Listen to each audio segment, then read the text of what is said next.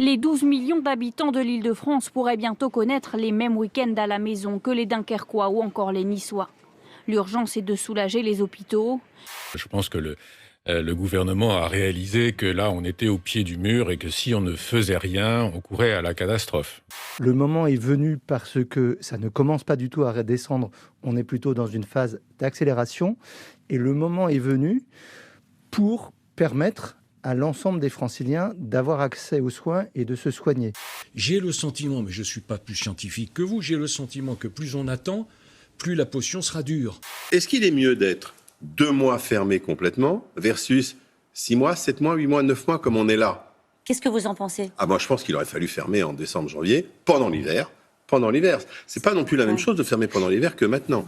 Le mot fait peur, donc Oui. c'est vrai qu'aujourd'hui on tourne autour du pot comme je suis en train de le faire. Mais je pense qu'il faut effectivement réduire les contacts 7 jours sur 7. Il a été décidé ce matin en Conseil de défense que des mesures supplémentaires seraient prises dans un certain nombre de territoires. Dans les prochaines heures, des concertations seront menées par l'État avec les élus locaux. On ne peut pas gérer ce pays à coup d'un mélange de Madame Irma et de Pinocchio réunis. Comme le fait souvent le représentant du gouvernement, donc Gabriel Attal, qui nous donne de l'espoir, mais de faux espoirs. Et nous savons bien que dans 48 heures, même avant, même dès demain soir, 23 millions de Français risquent d'être dans un confinement. Le premier traumatisme, il y avait des mécanismes de défense très efficaces, notamment l'humour. Il y avait des gens qui avaient un talent d'humour extraordinaire. Pour le deuxième confinement, il n'y a pas du tout d'humour. On est usé. C'est-à-dire, il y a une sorte d'usure de l'âme. Comme les gens le disent dans la vie quotidienne, on en a marre. Les ministres, avec le ministre des Solidarités et de la Santé, annonceront demain à 18h dans une conférence de presse les mesures qui seront retenues pour ces territoires pour une application à partir de ce week-end. J'attends que, par courtoisie républicaine, le président de la République convie la présidente de région, le président des maires à une concertation très large sur ce sujet.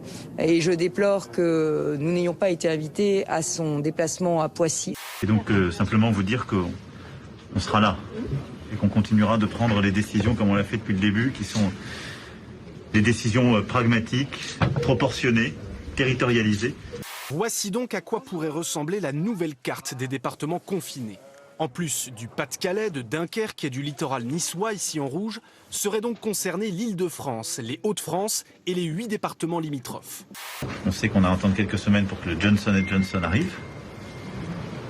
C'est maintenant une... Voilà, fin de interruption brutale des images.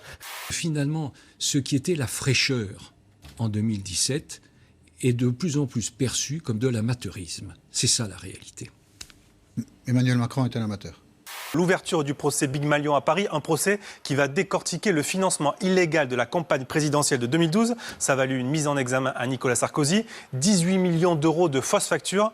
C'est très simple parce que c'est très vrai. Oui. C'est que Nicolas Sarkozy et ses proches n'ont aucun intérêt dans cette entreprise. Strictement aucun.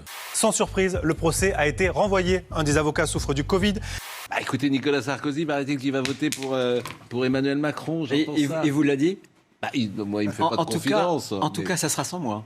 Thomas Pesquet va devenir le premier commandant français de la Station spatiale internationale. Il doit s'envoler le 22 avril depuis la Floride.